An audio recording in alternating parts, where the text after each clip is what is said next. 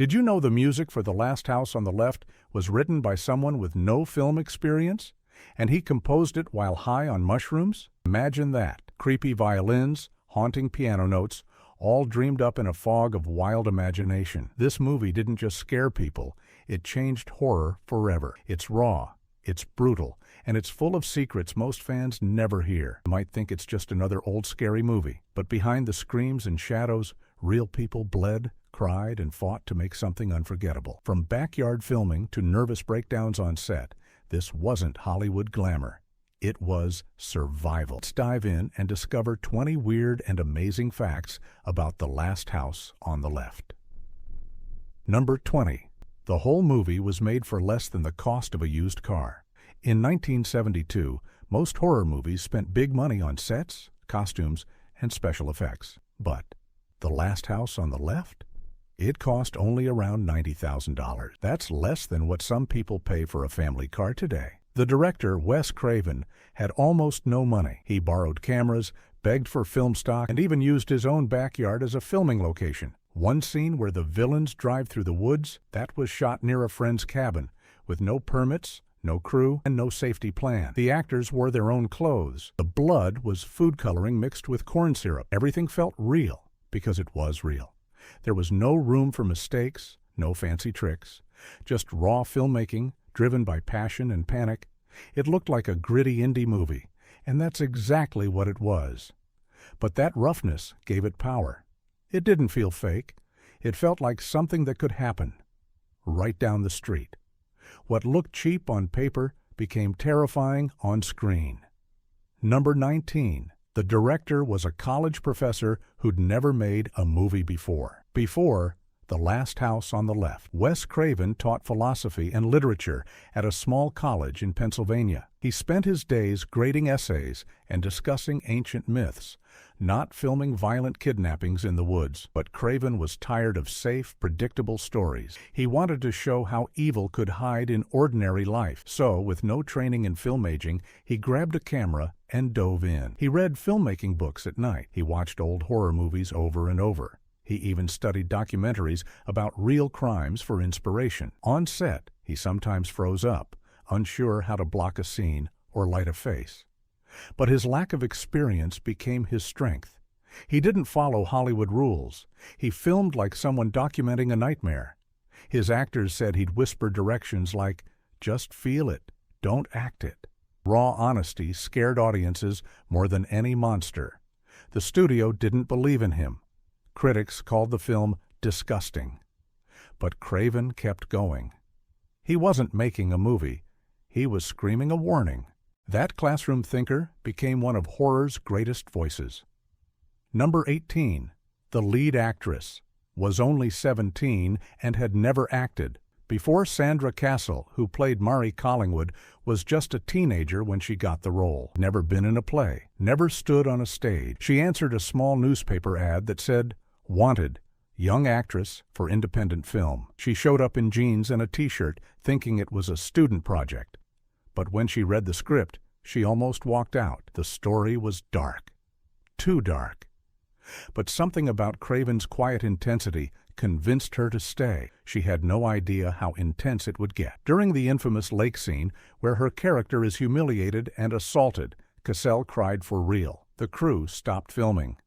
Someone offered to cut the scene, but she said, "No, if we're going to tell this story, we have to tell it honestly." She pushed through the pain, not for fame, but for truth. After filming, she never acted again. She said the experience changed her forever. That wasn't acting. It was real fear. Number 17. They filmed scenes in real people's homes, without telling the neighbors. Most movies rent houses or build sets, but The Last House on the Left didn't have that luxury.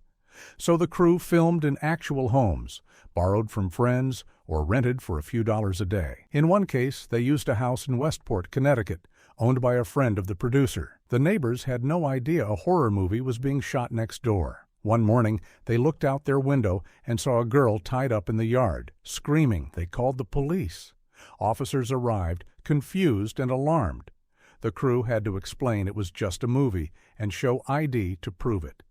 Even then, the police stayed to watch. Later, during a nighttime scene with fake blood and shouting, another neighbor called 911 again. Filming had to stop for hours. The team learned to shoot quietly, quickly, and at odd hours. They became ghosts in suburbia. What looked like a peaceful neighborhood on screen was full of real tension off camera. Number 16. The blood was so sticky, actors couldn't wash it off for days before CGI. Fake blood was made from kitchen ingredients. This movie, the crew mixed corn syrup, red food dye, and sometimes chocolate syrup for darker scenes. It looked real, too real, but it was also thick, sticky, and impossible to wash out. After the violent scenes, actors would go home with blood in their hair, under their nails, even in their ears. One actor said he smelled like spoiled candy for a week. Sandra Cassell joked that her sheets were permanently pink. The worst part? The blood attracted flies. During outdoor shoots, insects would land on the actors' faces, drawn by the sweet smell. The crew had to swat them away between takes. No one complained. They knew the blood made the horror feel true. Number 15. The film was banned in multiple countries and even cut up by projectionists. When The Last House on the Left first came out, many theaters refused to show it. In the United Kingdom, it was banned for over a decade and labeled a video nasty. In Germany, copies were confiscated. Even in the United States, some cinema owners got so disturbed they stopped the film mid-screening. But the weirdest thing? Some projectionists took scissors to the film reels themselves. They'd cut out the most violent scenes before showing the movie to the public. One theater in Ohio removed nearly 10 minutes of footage. Just snipped it out with office scissors. When the studio found out, they were furious, but also impressed. It showed how deeply the movie affected people. It wasn't just entertainment. It felt dangerous, like it might infect the audience. That raw power scared censors and made fans obsessed. What looked like a simple reel of film became a secret weapon. Number 14. The soundtrack was written in just 2 days, while tripping David Hess, who played the villain Krug, wasn't just an actor, he was also a singer and songwriter. And yes, he wrote the entire soundtrack, including the eerie song, Now You're All Alone, in only 2 days. He'd never composed for film before. But Wes Craven loved his rough, haunting voice and asked him to try. So Hess locked himself in a tiny studio with a guitar, a piano, and, as he later admitted, a bag of psychedelic mushrooms. He said the music came from another world. The lyrics were dark, full of loneliness and pain, mirroring Mari's journey. When he played the demo for Craven, the director cried. They recorded the final version with just a few musicians, using old equipment that crackled and hummed. That imperfection gave the music soul. Today, horror fans still hum that melody in the dark. Old tools, new magic. Number 13. An actor refused to speak to the villains. Off-camera Fred J. Lincoln, who played the creepy, grinning weasel, said that during filming, the actress playing Mari, Sandra Cassell, wouldn't even look at him between takes. She stayed in her trailer or talked only to the director. She said if she got too friendly with the actors who played the killers, she wouldn't be able to fear them on camera. So she kept her distance, on purpose. At lunch, she sat alone. During breaks, she avoided eye contact. It wasn't personal, it was survival. Lincoln understood. He even made a point to act goofy off-set, telling jokes, wearing silly hats, so she'd know he wasn't really a monster. But on camera, the mask came off. That tension between fake evil and real kindness made the scenes more real. What looked like hatred was actually respect in disguise. Number 12. The movie was inspired by a real Swedish film and a real crime. Wes Craven didn't invent this. Story from Thin Air was partly inspired by The Virgin Spring, a 1960 Swedish film by Ingmar Bergman. That movie also showed a family's revenge after their daughter is killed. But Craven added something darker, real-world violence. Around the same time, news reports were full of stories about the Manson family murders, where normal people committed unspeakable acts. Craven wanted to show that evil wasn't just in fairy tales. It lived next door. He mixed Bergman's mythic tone with Manson's chaos. The result? A film that felt both ancient and immediate. Not just a story, but a warning. That blend of art and reality made audiences squirm. It wasn't fantasy. It could happen. And that scared everyone most of all. Number 11, The Last House. Wasn't the last house on any real street. The title sounds like it's about a lonely house at the end of a road, but the actual filming location? It was a regular home in a quiet neighborhood, not at the end of anything. The name came from a marketing idea. The producers wanted something poetic, eerie, final. So they invented The Last House on the Left as a phrase that sounded like doom. In truth, the house had neighbors on both sides. During filming, curtains would twitch as people peeked out to see what was happening. Kids rode bikes past the set, confused by the cameras. The house looked ordinary, white paint, a tidy lawn, but on screen it became a fortress of vengeance. That contrast was powerful. Evil came to a normal home, and normal people fought back. The title wasn't real, but the fear was. Number 10, The Dog in the Movie. Was a real family pet, and he hated the villains. There's a quiet moment early in the film where Mari's family dog barks at the strangers in their yard. That dog, named Rusty, belonged to the real homeowner whose house they borrowed. And Rusty really did hate the actors playing the villains. Every time Fred Lincoln, Weasel, or David Hess, Krug, entered the yard, Rusty growled and barked fiercely. Crew tried to calm him, but he wouldn't stop. So Craven decided to keep it in the film. That wasn't trained behavior. That was instinct. Animals sense things humans miss. Rusty knew these men were bad in the story. His fear added a layer of truth. Number 9, The Final Revenge Scene. Was so intense, one actor vomited. After filming the last act of the movie shows Mari's parents turning the tables on the killers in brutal, shocking way. The scene where the mother shoves a hand down a man's throat. That was so intense, actor Martin Kove, who played Junior, ran off set and threw up behind a tree. He said he'd never felt so trapped, so helpless, even though it was pretend.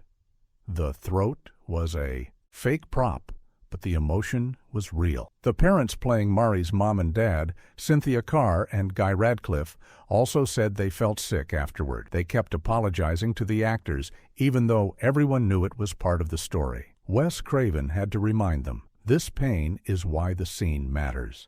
The audience needed to feel that moral confusion. Revenge feels good, but it also hurts. That nausea wasn't weakness. It was proof they'd done their job. Number 7, the film's first cut was so graphic, even the crew walked out after filming wrapped. Wes Craven edited a rough version that included everything, every violent moment, every scream, every drop of blood. He showed it to his small crew in a rented basement. Halfway through, 2 people stood up and left. One said, "I can't watch this. It feels like I'm watching a real crime." Another threw up in the hallway. Craven was crushed, but also proud. He knew he'd crossed a line, so he went back and softened a few scenes. Not to make them less powerful, but to give the audience room to breathe. He wanted horror, not torture. That first cut is now lost, destroyed, or hidden, but those who saw it say it was like staring into hell. What looked like a movie felt too true to be fiction. Number 6. The movie was marketed with a fake warning label. To get attention, the producers created a fake parental advisory card that played before the film in theaters. It said something like, "The following film is based on true events. Viewer discretion is strongly advised." Except it wasn't true. The story was fiction, but the warning made people believe it was real. Lines wrapped around blocks. Teens snuck in. Parents protested. The stunt worked too well. Some viewers left theaters traumatized, convinced they'd watched a real snuff film. Later, Craven said he regretted the trick. He never wanted to deceive, only to provoke thought. But in the 70s, shock was the fastest way to be heard. That fake label opened the door and let nightmares walk in. Number 5. One villain actor wrote a song that played over his own death scene. David Hess, who played Krug, not only wrote the soundtrack, he also sang the haunting lullaby, "Now You're All Alone," which plays while his character is being killed. Imagine that. Your voice sings about loneliness as your on-screen body is stabbed and drowned. Craven thought it was perfect. The song wasn't just background music, it was Krug's last thought, haunting and sad. Hess said writing it helped him understand his character wasn't pure evil, he was broken too. That added depth to a role most would play as a monster. Years later, Fans still cover the song. It's been used in other films too. One villain's broken voice became horror history. Art from darkness. Number 4. The fake knife. Used in the gutting scene was made from rubber and paint. In the infamous scene where a character's stomach is cut open, the knife was just a bent piece of rubber with red paint on the edge. The guts? Cold spaghetti mixed with food coloring and gelatin. But the actor had to react like it was real. He screamed, writhed, and collapsed, all while holding cold noodles in his hands. Between takes, he'd gag from the smell. The spaghetti was 3 days old. The crew kept the room cold to preserve the organs, so everyone shivered. Wes Craven stood just off camera, whispering, "Feel the pain. Don't fake it." And the actor did. His tears were real. His panic was real. That cheap prop caused real terror. Number 3. The film's poster was designed by a teenager for $50. The iconic poster, showing a terrified girl with shadowy hands grabbing her, was drawn by a 19-year-old art student named Randy Neely. He got the job because a friend knew the producer. He was paid $50 and given one instruction: make it so people can't look away. He stayed up for 3 nights, sketching, erasing, redrawing. He used his little sister as a model for the girl's face. The hands, his own, traced in charcoal. The final image was so disturbing, some theaters refused to hang it. But it worked. People stared, they whispered, they remembered. That $50 poster became one of horror's most famous images. Talent doesn't need a big budget. It just needs heart. Number 2. The movie's final line was changed last minute, and it haunts viewers. The original script ended with the parents sobbing in silence, but during editing, Craven had an idea. He added one line, spoken softly by the mother. It was just the way we wanted it. Cold, calm, terrifying. That line wasn't in rehearsals. It wasn't tested. It was recorded in one take, in a quiet room with no music. Cynthia Carr, who played the mom, said she felt chills saying it. The line turns the whole movie upside down. Are the parents heroes? Monsters now, too.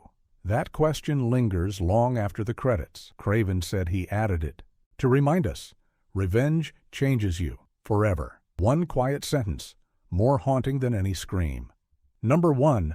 Wes Craven hated the movie for years, until he realized its power. For almost a decade, Wes Craven refused to talk about The Last House on the Left. He called it a mistake, too cruel, a wound I opened and couldn't close. He thought he'd made something ugly, not important. But then, in the early 80s, fans started writing him letters. They said the film helped them understand real-world violence.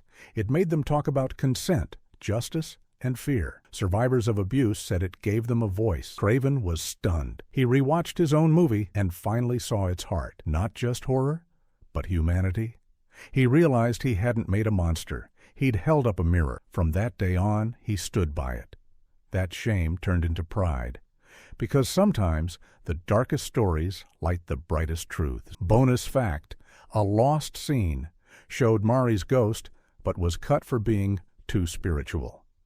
After the final revenge, Wes Craven filmed one extra scene that almost no one has seen. It showed Mari standing at the edge of the lake at dawn, wearing a white dress, smiling softly. No words, just her, peaceful, finally free.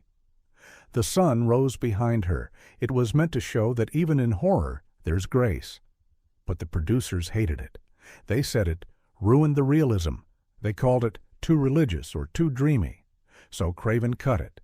The footage was stored in a box and may still exist in some archive, unseen for over 50 years.